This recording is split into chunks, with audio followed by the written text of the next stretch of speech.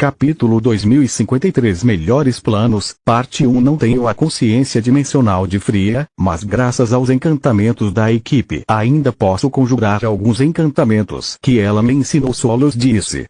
Do que diabos vocês dois estão falando e por que me sinto totalmente excluído dessa conversa? Estou trabalhando duro por você aqui. Crank estava realmente irritado por bloquear um raio após o outro e não receber nenhum reconhecimento por seu trabalho duro. Desculpe. Solos disse, lembrando de repente que ele também estava lá. Como vai? Ótimo, ele respondeu. Entre minha armadura e a magia da terra, o raio quase não arde. O que foi toda aquela coisa sobre meu domínio do ar? Foi sobre isso. Solos saltou do ombro de Lith para uma nuvem de tempestade enquanto ela tirava de sua dimensão de bolso os mesmos metais condutores que o Hyperion havia purificado do solo. Ela os usou para formar uma névoa fina ao seu redor que funcionava como um para-raios e atraiu todo o poder da tempestade que se formava contra ela. A mãe de todos os relâmpagos irrompeu da escuridão da nuvem, iluminando os arredores com a intensidade de um segundo sol. O fluxo de eletricidade era mais longo e mais amplo do que qualquer besta divina que Lith já tinha visto, mas quando envolveu Solos, ele não sentiu medo. A faixa amarela em suas asas se iluminou quando ela usou dominação para assumir o controle do raio natural e fazê-lo girar na forma de um anel ao seu redor. Ela é louca. Crank disse. Entre minha afinidade com o elemento terra e minhas habilidades de linhagem, estou confiante de que sobreviverei até mesmo a algo assim, mas seu amigo é um insignificante. Se ela for atingida por um raio tão forte, a única coisa que restará dela será sua memória. Ela pode não ter a sua força bruta, mas é muito mais inteligente, Lith respondeu. Além disso, ser pequeno tem suas vantagens, sabe? O Hyperion estava certo. Mesmo uma besta divina veterana como ele teria sido gravemente, se não mortalmente, ferida por uma força tão majestosa da natureza. No entanto, Solos se ofereceu para ir primeiro porque ela tinha algo melhor do que habilidades de linhagem ao seu lado. Ela tinha a ciência e a gaiola de Faraday de Lith. Mesmo com dominação e o cajado sábio, controlar a energia volátil da tempestade de tão perto era perigoso, mas graças à malha de cobre ela não sofreu danos mesmo quando cometeu um erro. Solos colocou os metais ferromagnéticos fora da gaiola, usando-os para atrair mais raios para ela e para formar um caminho onde canalizar com segurança a corrente elétrica. Dessa forma, ela poderia esperar o momento certo e se concentrar apenas para infundir o elemento ar com sua força de vontade até que ele obedecesse a todos os seus comandos. Pegue, amplifique o máximo que puder e depois passe para Lith. Solos disse que uma vez que o raio assumiu uma forma estável e compacta que qualquer um poderia controlar com segurança antes de lançá-lo no Hyperion. Devido à mana limitada de seu núcleo azul, ela não poderia mais fortalecê-lo sozinha. O anel de relâmpago já havia crescido tanto que cegou todos os seus sentidos, tornando difícil para ela manter o foco. Crank praguejou em vários idiomas, mas ficou surpreso ao perceber que a massa de energia não resistia, respondendo à sua vontade como um cão leal. O domínio de Solos ainda estava em vigor e ela usou a distância para apoiá-lo. O Hyperion usou seu domínio sobre a magia da terra para aumentar o campo magnético dos metais e atrair ainda mais raios. O anel cresceu novamente em tamanho até formar uma esfera perfeita que envolveu o Hyperion da cabeça aos pés. Isso é incrível. Estou naturalmente sintonizado com o elemento terra, mas nunca teria pensado em usá-lo assim sozinho. Dois elementos opostos podem realmente trabalhar juntos. Ele pensou que à medida que o poder da massa de energia crescia até ser quase demais para controlar, então, ele o passou para Lith, que usou seu olho amarelo e sua própria dominação para colocar uma rede ainda mais forte no raio natural. Eu gostaria de ter tempo para aumentá-lo um pouco mais, mas agora a velocidade é essencial. A corrente elétrica fluiu para seu braço direito e saiu da mão esquerda e do olho amarelo, dividindo-se em 6 fluxos menores. Eles atacaram tantas unidades de 7 homens, cada uma hospedando uma das bestas divinas restantes, capaz de usar maré da perdição e encarregada de controlar a tempestade de neve, inclinando ainda mais a balança a favor do reino. Os atingidos por um raio natural morreram no local. Alguns conseguiram conjurar o bastião de Silverwing só para vê-lo desmoronar. O feitiço anti-guardião permitiu que as bestas divinas e aqueles que tinham uma resistência natural ao elemento ar sobrevivessem, mas apenas por alguns segundos. O ataque repentino interrompeu sua formação e deixou neles uma carga residual, transformando-os em para-raios vivos.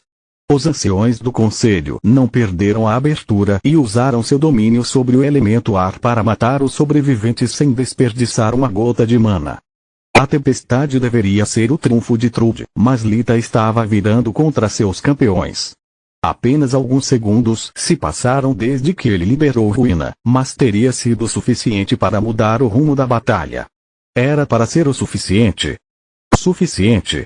Eata, o Sekhmet, mergulhou de cima em Lit enquanto ele ainda recuperava o fôlego. Primeiro você paralisa nosso exército e agora nossa tempestade. Você é um flagelo para tudo de bom neste mundo e não vou permitir que você estrague meses de trabalho duro. Depois de fugir, ela e o resto dos usuários do redemoinho da vida esvaziaram seus órgãos de mana, dividindo o relâmpago prateado entre as outras bestas e as matrizes. O primeiro lhes permitiria lutar em pé de igualdade com o conselho, enquanto o segundo garantiria que a tempestade avançasse a toda velocidade, mesmo durante a batalha. Depois disso, Eata manteve-se escondida, usando suas construções de luz dura à distância para proteger seus aliados e curá-los. Com 2 membros de sua unidade mortos, juntar-se diretamente à luta era suicídio. A luta com Lita havia drenado muito de suas forças e sem redemoinho da vida, tudo que Sekhmet podia fazer era apoiar seus aliados e estar pronto para tomar o lugar de um dos caídos. No momento em que viu a chegada do Tiamat, ela esperava que ele seguisse uma estratégia semelhante. Ela estava em uma emboscada, esperando a oportunidade de matá-lo e equilibrar o placar. Eata testemunhou solos, matando Leari e enfrentou Tiamat e Hyperion. Ela não estava confiante em derrotar nenhum deles, mesmo quando ainda tinha redemoinho da vida de sobra. Enfrentar todos os 3 sem ele teria sido simplesmente estúpido. Agora, porém, Veren estava completamente aberto e enfraquecido por canalizar tanto poder através de seu corpo. O Cavaleiro Dourado cambaleou no ar de exaustão e o Hyperion estava distraído. Eata teria considerado que era a oportunidade perfeita, mas o custo que ela teve e ver o plano da verdadeira rainha sendo tão prejudicado tornou tudo menos perfeito. Capítulo 2054 Melhores Planos, Parte 2. Suas garras rasgaram os tendões da mão direita de Lit, fazendo perder o controle de Var e permitindo que ela distorcesse a lâmina perigosa a dezenas de quilômetros de distância. Essa coisa não é apenas uma arma como aquelas que a rainha forjou para nós. Faz parte do poder do Tiamat. Sem isso, ele não consegue expressar todas as suas habilidades. Ela pensou e estava certa. Foi graças a Var que Lit pôde usar a dominação com tanta facilidade. As habilidades da lâmina complementavam as suas e não havia estratégia em seu manual que não aproveitasse ao máximo o vínculo especial que ele compartilhava com ela. Com seus membros presos pelas pernas de Sekhmet durante a queda livre, a única coisa que Lit pôde fazer foi respirar uma explosão de chamas de origem, mas sua respiração superficial reduziu muito sua eficácia. Foi a única razão pela qual ele sobreviveu ao erro. Eata treinou contra Jormon, o dragão esmeralda, um oponente que dominou as chamas de origem depois de passar mais de 500 anos preso dentro do grifo dourado. Durante seu confronto com Lit, ela desconfiava das possíveis táticas que ele poderia empregar, mas agora percebeu quão pouco ele poderia fazer em comparação com seu mentor. No momento em que Lit inalou, ela sentiu a temperatura subir à medida que as chamas se espalhavam por seu corpo antes de irromperem de suas escamas. O garoto é tão desonesto que eu tinha esquecido que ele tem apenas 19 anos. Sem um mestre, ele não teve tempo para aprender como controlar suas habilidades de linhagem. Ele só pode respirar as chamas de sua boca como um dragão ou de seu corpo. Ele é apenas um pônei de 2 truques. Ela deu uma cabeçada no Tiamat enquanto ele ainda a inspirava, fazendo perder o controle da energia mundial. As chamas de origem se manifestaram dentro de seu corpo, comendo sua carne e sangue sem serem impedidas pela armadura do andarilho do vazio ou qualquer um de seus encantamentos protetores. Os 7 olhos de Lith ferveram, cegando e selando a dominação. Sua garganta queimou, parando sua respiração e tornando impossível para ele usar o revigoramento. A fumaça saiu de seus ouvidos junto com 2 línguas de fogo que estouraram seus tímpanos. Seus músculos carbonizados enrijeceram, tornando-se inúteis. O Tiamat ficou cego, surdo e paralisado, incapaz de usar moldagem corporal. Ele havia sofrido tantos danos que, sem um feitiço de cura, a fusão de luz levaria alguns minutos para restaurar sua mobilidade. No entanto, ele tinha apenas alguns segundos de vida. Lith colidiu com as planícies de Belius em velocidade terminal, suportando seu próprio peso e o de Sekhmet. Seus ossos quebraram com o impacto, perfurando sua própria carne e perfurando seus órgãos, apesar da barreira espiritual que ele conjurou no último segundo. A esfera esmeralda se expandiu para fora de seu corpo, amortecendo o impacto e empurrando Yatta para longe. Ela foi pega de surpresa e caiu no chão. O Sekhmet sofreu poucos danos, mas Lith ganhou um pouco mais de tempo. Foda-me de lado. Minha única opção é conseguir restaurar minha garganta o suficiente para usar o revigoramento ou esperar que Solos tenha recuperado suas forças e possa me ajudar. Caso contrário, estou acabado. Ele pensou enquanto focava a fusão de luz em sua traqueia. Lith sabia que virar a cabeça só lhe causaria agonia, mas fez isso mesmo assim, na esperança de que pelo menos um de seus sentidos pudesse perceber o próximo ataque de Yatta e permitir-lhe prolongar ainda mais sua vida. A pior coisa naquela situação não foram as feridas ou a dor que superou até mesmo a fusão com a escuridão. Foi a sensação de desamparo que veio do mundo escuro e silencioso onde ele estava preso. Seus pulmões queimavam pela falta de ar e pequenas rajadas de fogo saíam de seus olhos vazios em vez de lágrimas de dor. Ele convocou seus golems, mas eles estavam longe demais para chegar a tempo de salvá-lo. Lith procurou ao seu redor por uma alma errante forte o suficiente para receber o que restava de sua força e protegê-lo do Sekhmet, mas não havia nenhuma. Yatta levantou-se com magia do ar, evitando produzir uma única vibração que seu oponente pudesse perceber através do solo. Então, ela disparou de lado para ele com sua arma com garras estendida em todo o seu comprimento para decapitar o Tiamat como uma guilhotina voadora. Foi então que o segundo meteoro caiu do céu, produzindo uma onda de choque tão forte que fez Lith e Yatta caírem em direções opostas. Obrigado. Você não tem ideia de como me sinto estranho quando estou longe do querido e velho Mogar.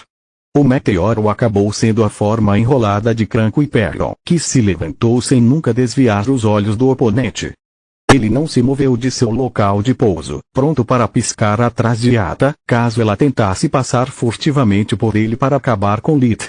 A maioria dos feitiços que ele tinha em mãos eram adequados para uma luta aérea e de pouca utilidade no solo, então ele precisava de tempo para tecer novos.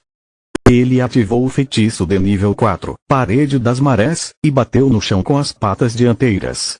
A terra ondulou antes de explodir em uma série de ondas concêntricas infundidas com magia das trevas que corroeram tudo em seu caminho. Yatta ignorou a concussão com um rápido suspiro de revigoramento e voou acima do feitiço no último segundo. No momento em que alcançou a segurança do céu, o raio de escuridão do tamanho de uma casa a atingiu com a velocidade de uma bala. Não só foi anormalmente rápido, mas também se moveu sob a cobertura da primeira onda do Parede das Marés, de modo que ela não pôde notá-lo com a visão da vida e a pegou de surpresa. Yatta caiu direto na segunda onda do Parede das Marés que a levou embora enquanto comia seu corpo de todas as direções. A construção terrestre mergulhou como uma mão golpeando uma mosca, batendo Sekhmet contra o chão. Ela saltou apenas para ser pega pela próxima onda, repetidas vezes em um ciclo interminável que quebrou sua armadura e quebrou todos os ossos de seu corpo. Yatta usou maestria da luz para evitar que sua armadura desmoronasse e ativou uma barreira espiritual. Isso lhe deu o segundo de descanso que ela precisava para fugir em segurança. Ou assim ela pensou até reaparecer apenas para ver uma onda de escuridão vindo em sua direção. Os projéteis foram infundidos com magia espiritual, garantindo-lhes a velocidade e a energia cinética de balas de canhão colossais. O primeiro raio estava perto demais para desviar e ela acertou em cheio no cano. O impacto a enviou na direção do segundo, que por sua vez a jogou contra o terceiro, transformando os tiros dispersos em uma metralhadora precisa. Só porque tenho que manter as coisas simples, não significa que não posso chutar a bunda dela, pensou Crank. Um feitiço elementar infundido com magia espiritual era bem menos poderoso que um feitiço espiritual, mas também custava muito menos mana e era rápido de lançar. Além disso, enquanto Yata estava ocupado lutando contra ele, Solos fazia o possível para salvar a vida de Lith. Ela desceu nas costas do Hyperion e piscou para Lith despercebida durante o pouso. Continua no próximo vídeo.